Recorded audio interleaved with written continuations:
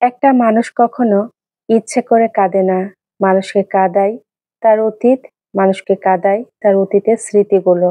কখনো কখনো কাঁদায় তার সবথেকে আপনজন, আবার কখনো কাঁদায় তার সবথেকে প্রিয় এবং কাছের মানুষ। আমি আপনি একজন ভালো মানুষ হলেই যে পুরো জগৎটা আমার বা আপনার সাথে ভালো ব্যবহার করবে, আপনার আপন হয়ে যাবে, ব্যাপারটা কিন্তু এরকম না। নিজে ভালো মানুষ হলে অন্যকে ভালো বানাতে হবে এবং ভালো রাখার চেষ্টা করতে হবে প্রতিনিয়ত। বিসমিল্লাহির রহমানির রহিম। সবাইকে শ্রদ্ধা, সম্মান এবং ভালোবাসা জানিয়ে আমি আমার আজকের ব্লগটা শুরু করছি। আসসালামু আলাইকুম। আমাদের মেয়েদের এই যে এক জীবন, সকাল হলেই দৌড় দিয়ে রান্নাঘরে চলে আসো, আর এদিক সেদিক তাকানোর কোনো রকম সুযোগ নেই, কারণ সকালবেলাটা প্রচুর পরিমাণে কাজের চাপ থাকে। সময়ের মধ্যেই সবকিছু কমপ্লিট করতে হয়।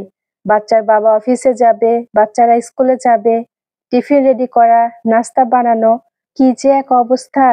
ঘুম থেকে উঠে দৌড় দিয়ে রান্নাঘরে চলে এসেছি, আর রাত্রিবেলায় যে থালা বাসনগুলো ধুয়ে রেখেছিলাম সেগুলো এক এক করে জায়গা মতো গুছিয়ে রাখলাম।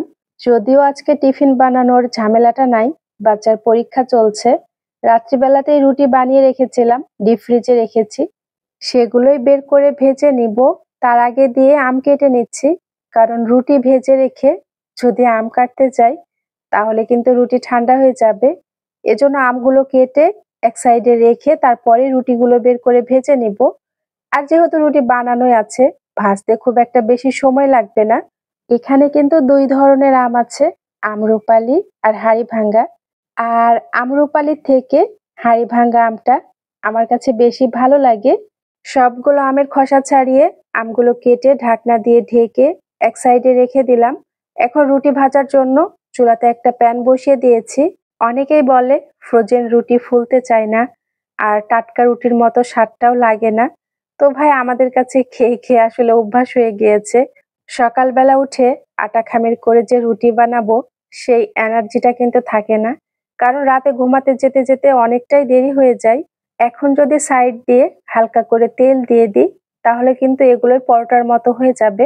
আমি মাঝে মাঝে বাচ্চাদেরকে পরোটার মতো করে ভেজে দিই, আবার রুটিও বানাই, যে যেটা খেতে পছন্দ করে আর কি।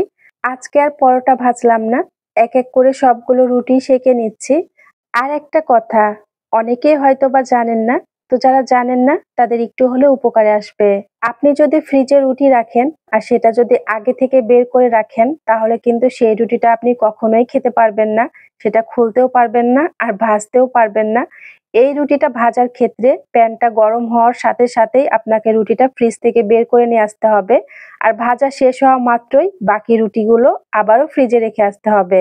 আমার কিন্তু রুটি ভাজা শেষ হওয়া মাত্রই বাকি রুটিগুলো আমি ফ্রিজে রেখে এসেছি। এরপর ডিম পোচ করে নিয়েছি, আর তারপরই খাবারগুলো টেবিলে দিয়ে দিচ্ছি। আমার ছেলের ক্লাস শুরু হয় সকাল ৮টার সময়। ওরা বাবা ছেলে বাসা থেকে বের হয় ৭টা ৪০, না হয় পৌনে ৮টার দিকে। আকিবের বাবার একটু দেরি করে গেলেও হয়, তবে বাচ্চার জন্য একটু আগেই যেতে হয়। এখন তো ছেলের পরীক্ষা চলছে, সময়টা চেঞ্জ। ওর বাবা সকালে বের হয়ে যায় তার কাজে, আর তারপর সে যদি সময় পায় তাহলে এসে ছেলেকে নিয়ে যায়, আর যদি সময় না পায় তাহলে আমাকেই রেখে আসতে হয়। আর আমার বাসা থেকে স্কুলটাও খুব বেশি দূরে না, আমি তাকে নিয়ে যাওয়া আসা করতে পারবো, কিন্তু ওই যে ছোট ছেলের জন্য সব সময় আর বের হওয়া হয় না। আজকে ওর বাবার শরীরটা খারাপ ছিল, এজন্য বাসা থেকে একটু দেরি করে বের হয়েছে, আর একেবারে বাচ্চাকে সাথে নিয়ে গিয়েছে। তাকে স্কুলে দিয়ে সে তার কাজে চলে যাবে। আমিও নাস্তাটা করে ফেলেছি, আর নাস্তা করার পরই টেবিলটা সাথে সাথেই পরিষ্কার করে নিচ্ছি। আর তারপরে আমার প্রধান কাজ হচ্ছে ফিল্টারে পানি দেওয়া। ফিল্টারে তো পানি দিচ্ছি, আর মনে মনে কিন্তু চিন্তাও করছি যে আজকে কি রান্না করব। কালকেই গোস্তের তরকারি শেষ হয়েছে, আজকে আর গোস্ত রান্না করব না। তো ভাবলাম আজকে মাছ রান্না করি, আর বাসাতে কচুও আছে। তো এখানে মাছ ভিজাতে দিয়ে আমি আদা বাটা, রসুন বাটা এগুলো বের করে রাখছি। আর সাথে কিন্তু ডালও রান্না করতে হবে বাচ্চাদের জন্য, আর ডালটা আমি সবসময় আগে থেকে এভাবে করে সিদ্ধ করে রাখি। এজন্য রান্না করার সময় খুব একটা বেশি ঝামেলা হয় না। যখনই ডাল শেষ হয়ে যায় বেশি করে সিদ্ধ করে ওইভাবে করে বক্সে রেখে দিই। তারপর আমি যে কাজটা করি সেটা হচ্ছে রুমগুলোকে গুছিয়ে নেওয়ার চেষ্টা করি। আমরা যারা বাসা বাড়িতে থাকি তাদেরকে কিন্তু সবসময় ছোট্ট এই বাসাটার মধ্যেই থাকতে হয়। আর বাসাটা যদি পরিষ্কার পরিচ্ছন্ন, একটু সাজানো গোছানো টিপটপ না থাকে, তাহলে কিন্তু মনের দিক থেকেও শান্তি পাওয়া যায় না। বিশেষ করে আমার তো একেবারেই ভালো লাগে না। কার কেমন লাগে সেটা তো আমি আর জানি না। আমার কাছে মনে হয় কি, আমি একটু কম ঘুমাবো, কম রেস্ট করব, ফোনে একটু সবার সাথে কথা কম বলবো। কিন্তু আমি আমার বাসাটাকে পরিষ্কার পরিচ্ছন্ন করে রাখবো, সাজিয়ে রাখবো। আর আমি কিন্তু সেই কাজটাই করি। নিজের যত্ন না নিয়ে ঘরের জিনিসপত্রগুলোর যত্ন নিই। আর ফোনে আমি সেরকম ভাবে সময় দেই না। যদিও আমার কারোর সাথে কথা বলা লাগে, প্রয়োজন মতো কথা বলে তারপরেই রেখে দিই। আমি যে কাজটাই করি না কেন, একটু সুন্দর করে মনোযোগ দিয়ে গুছিয়ে করার চেষ্টা করি। আর আমার বাসাতে আমার কোনো কাজের লোক নাই। যাবতীয় সংসারের কাজকর্ম সবকিছু আমাকেই করতে হয়। আমি তো জানি যে আমার সংসারের কাজগুলো আমাকেই করতে হবে। তাহলে কাজ কেন ফেলে রাখবো? আমার কাছে এরকমটা মনে হয়। আর আমি কাজ ফেলে রেখে একেবারেই বসে থাকতে পারি না। আমি যতক্ষণ সুস্থ থাকি, একটার পর একটা কাজগুলো করতেই থাকি। রুম গুছিয়ে এসে বেসিনটাও পরিষ্কার করে নিলাম। এর মধ্যে আমার ছোট ছেলেটাও কিন্তু ঘুম থেকে উঠে গিয়েছে। তার জন্য আমি রাত্রিবেলাতেই খিচুড়ি রান্না করে রাখি আর সেটাই সারাদিন খাওয়াই। তো খিচুড়িটা গরম করে তাকে খাইয়ে দিয়েছি। এরপরে রান্নাঘরে এসে কচু কেটে নিয়েছি, মাছগুলো ধুয়ে নিয়েছি। এখানে ২ রকমের মাছ নিয়েছি, ট্যাংরা মাছ আর পাঙ্গাস মাছ। পাঙ্গাস মাছ আমার আর আমার বাচ্চাদের জন্য, আর ট্যাংরা মাছটা হচ্ছে বাচ্চার বাবার জন্য। সে আবার পাঙ্গাস মাছটা পছন্দ করে না। তবে আমি মাছগুলো একসাথেই সবজি দিয়ে রান্না করব। আমি আজকের ব্লগটা সাজিয়েছি কোনো কাজের লোক ছাড়াই। আমি সারাটা দিন ও রাত যেভাবে বাচ্চাদেরকে নিয়ে সময় কাটাই, যেভাবে গুছিয়ে কাজগুলো করে থাকি, সেগুলো নিয়েই। এই যে একা হাতে সংসারের সমস্ত কাজগুলো করি, পাশাপাশি তো বাচ্চাদের দেখাশোনা। বড় ছেলেটার পরীক্ষা হচ্ছে, তাকে রাত ২টা পর্যন্ত পড়িয়েছি। এর সাথে আবার ভিডিও করা, সবকিছু মিলিয়ে না শরীরের উপর দিয়ে অনেক বেশি প্রেসার যায়। এখানে সবগুলো মাছ একসাথে দিয়েই আমি ভেজে নিয়েছি। তারপর আরো একটা প্যানে সব ধরনের মশলাগুলো দিয়ে ভালো করে কষিয়ে নিয়েছি। কষানো মশলার মধ্যে কচুগুলো দিয়ে আবারও বেশ কিছুক্ষণ কষিয়ে নেওয়ার পর পর্যাপ্ত পরিমাণে পানি দিয়ে এটাকে আমি সিদ্ধ বসিয়ে দিব। কচুটা একটু সিদ্ধ হয়ে আসলে মাছগুলো দিয়ে রান্না করে ফেলবো। আর অফ ক্যামেরায় কিন্তু আরেক পাশে ডালটাও রান্না করে নিয়েছি। তারপরে রাইস কুকারে ভাতটাও বসিয়ে দিচ্ছি। আমার একটা পট আছে, সে ২ পটের চাল আমি প্রতিদিন রান্না করি। আর এই ২ পট চাল দিয়ে কিন্তু আমাদের দুপুর এবং রাত খুব সুন্দরভাবে হয়ে যায়। আবার কিছু কিছু দিন বেশ কিছু ভাত কিন্তু থেকেও যায়। পটল ভর্তা করার জন্য কতগুলো পটল এখানে আমি কেটে নিচ্ছি। আমার বাসাতে সবজিটা একটু বেশি রাখতে হয়, কারণ আকিবের বাবা সবজি একটু বেশি পছন্দ করে। এর মধ্যে কারেন্ট চলে গিয়েছিল, আমি অফ ক্যামেরায় ভর্তাটা করে নিয়েছি। পটলগুলো চুলাতে বসিয়ে আমি বাচ্চাদেরকে গোসল করাতে গিয়েছিলাম। এসে দেখি বেশ কিছু পটল পুড়ে গিয়েছে, সেগুলো তুলে ফেলে দিয়েছি। আর এই কয়েকটাই পেয়েছি। সাথে পেঁয়াজ কাঁচামরিচ কেটে একসাথে রেখে দিলাম। একা হাতে সব কাজ করি, সব সময় যে সবকিছু পারফেক্ট ভাবে হবে ব্যাপারটা কিন্তু এরকম না। এর মধ্যে আকিবের বাবা বাসাতেও চলে এসেছে, আর ভর্তা হওয়ার আগেই তার ভাত খাওয়া শেষ হয়ে গিয়েছে। এজন্য আর ভর্তাটা করলাম না, সবকিছু কেটে রেডি করে রেখে দিলাম। ফ্রিজে কিন্তু সব সময় সবজির তরকারি কিছু না কিছু থেকেই যায়, মানে আজকে যেগুলো রান্না করলাম সেগুলো কিন্তু বেশ কিছু থেকে যাবে, আবার কালকে হবে। তো কালকেরও বেশ কিছু সবজি তরকারি ছিল, সেখান থেকেই কিছুটা সবজি বের করে নিয়েছে আকিবের বাবা, আর কচুর তরকারি দিয়েই কিন্তু ভাত খেয়ে নিয়েছে।